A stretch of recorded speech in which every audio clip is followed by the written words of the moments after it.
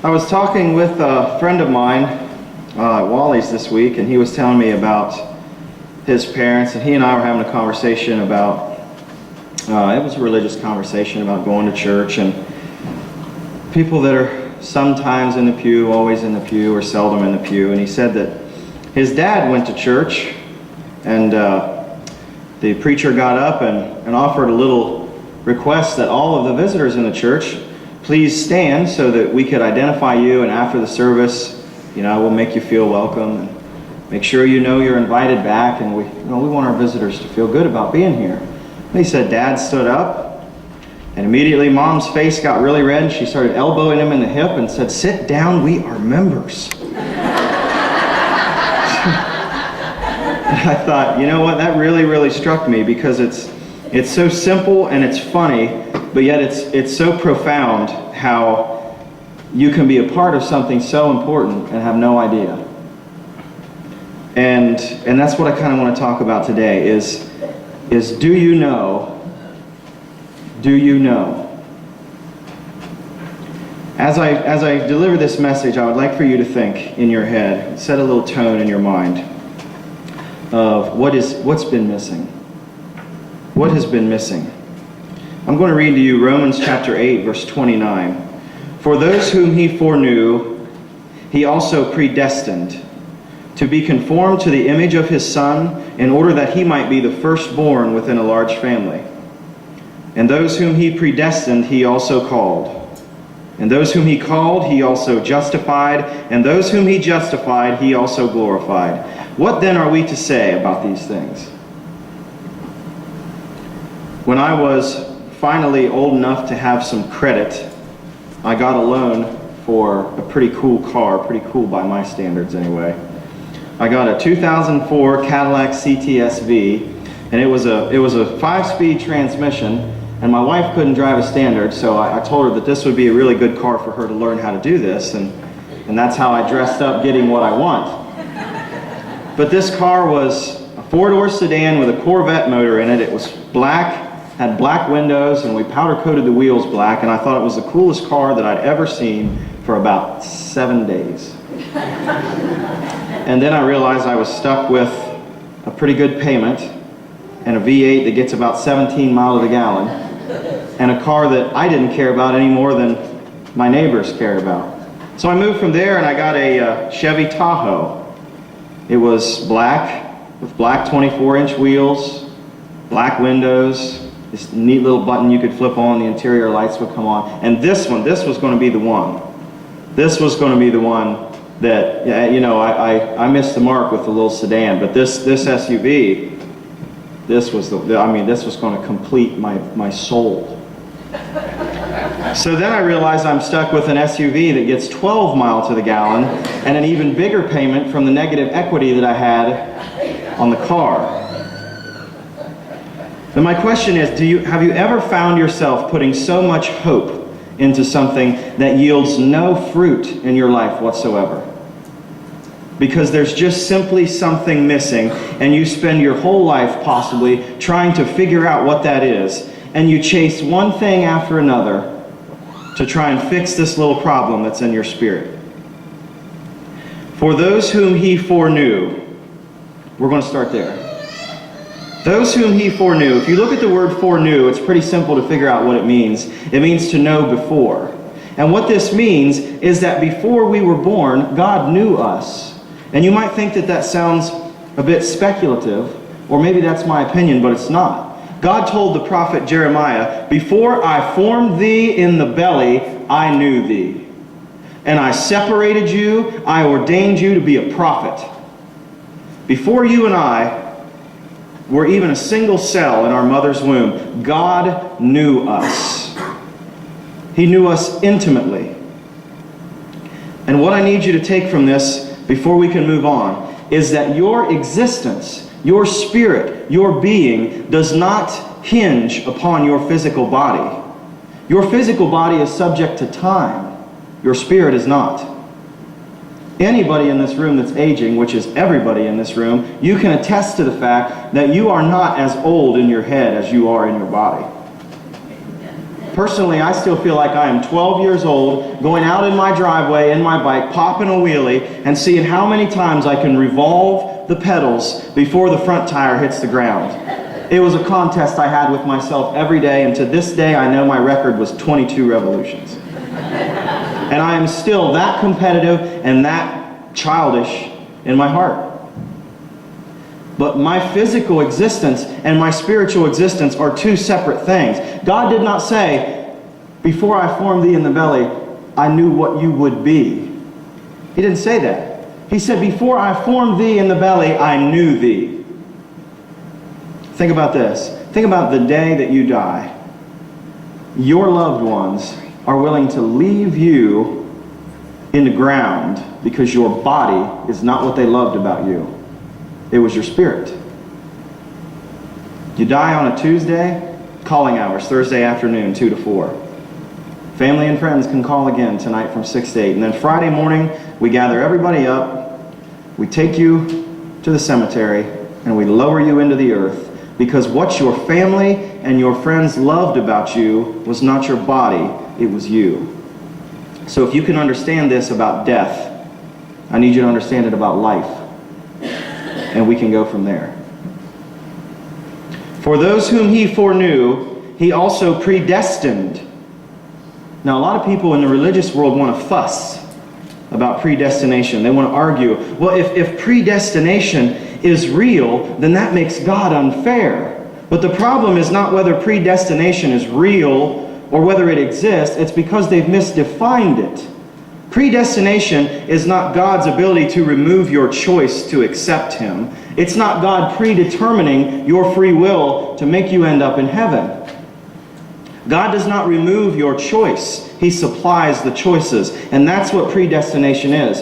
When you were formed in the belly, God predestined the exact time that you would arrive on this earth. He predestined your gender. He predestined everything about you, your family, the school district that you were born into, the circle of friends that may have rejected you. He predestined everything. I can't control anybody's free will in this room. Are we in agreement? But if I hold up a $1 bill and a $100 bill and I say, pick one. Now, I didn't control the choice.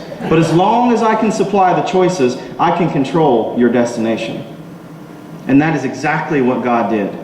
For those whom he foreknew, he predestined to be conformed to the image of his Son, in order that he might be the firstborn within a large family. And those whom he predestined, he also called. This is really the most important part of this entire text. Because the foreknowledge and the predestination, that happens separate from us. God's intimate foreknowledge of us, the things that make us giggle, the things that make us angry.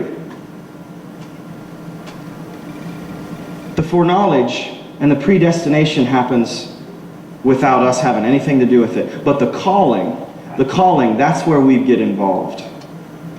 God calls us into a physical body. And from that point forward, tell me if I'm wrong, tell me that from day one, you haven't felt something out of place inside of your heart.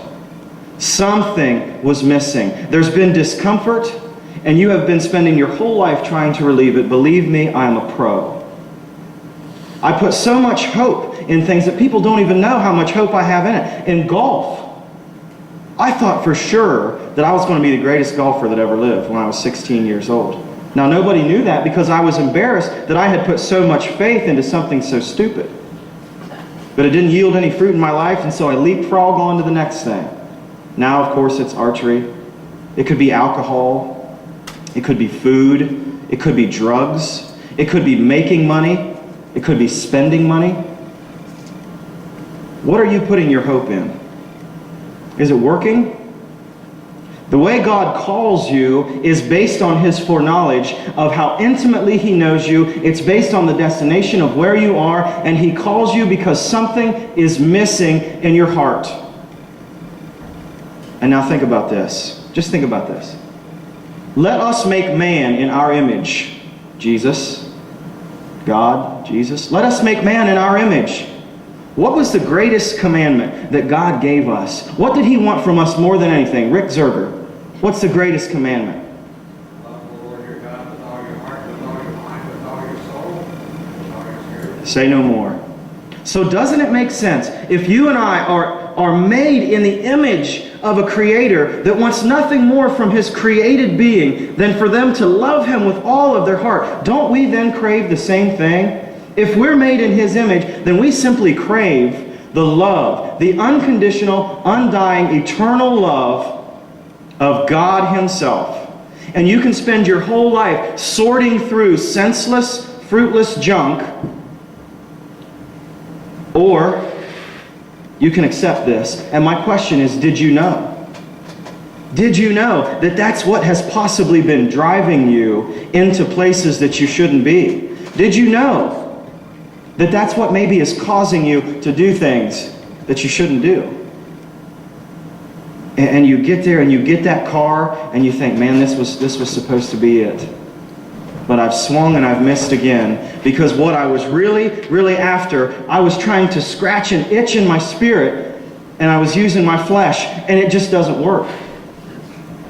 Something has been missing in my life since I was born, and I've felt it. Maybe it's just me. But there's always been something inside me that says, you know what, there's something better for me. There's something better. And as soon as I get a hold of something, I think this must be it. This must be my destiny. Oh boy, I'm going to be a professional archer. I'm going to have a cool car. I'm going to have money. I'm going to spend money. I'm going to try alcohol. I'm going to try drugs. None of it works. None of it works, or I would have stopped searching. The thing that I craved more than anything else was the night in my driveway when I realized that God loved me so much that 1,981 years ago, He sent His Son, and that man died for me. A man I didn't know, but a man that knew me. And I had made so many stupid things the Lord of my life. And this goes for Christians, this goes for saved, this goes for unsaved. What have you made your Lord? Is it something that will return with love? Or is it a senseless, material, natural thing? What I was searching for was eternal love, peace that passes understanding, that results from this love. Knowing that my destiny had been secured. That's what I wanted more than anything. And my question for you is today, are you willing to be honest with yourself and say, what have I been using and is it working? What is my time? How do I spend my time? What does that tell God about me? Where am I trying to extract happiness from this earth? If you are willing to hear what I'm saying, there may be a voice in your spirit that says, you know what? Of those whom He foreknew, I am one of them. And God is calling you right now. The Bible says, my sheep know my voice, and the voice of a stranger they will not follow. That's why nothing has been working, because you've been following the strangers. And maybe something inside of you is saying, you know what, I'm one of them. I am one of that flock. I've been watching you live in this body for 30, for 40, for 70 years, chase things that yield no fruit. Why don't you live by the Spirit now? Start nurturing the Spirit and stop nurturing the flesh. I want to offer an altar call for anybody, whether you're saved, whether you're not saved, whether you know Jesus Christ as your Lord and Savior. Do you realize the power, the expression of love that took place 1,981 years ago when He died? What was in it for Him? What did He get out of the deal? To go back to where He already was? To gain an inheritance that He already had? What was in it for Jesus? You want to talk about the ultimate display of love. If you want to satisfy that longing and that calling that is in your heart, take advantage of this love and make Jesus Christ the Lord of your life today.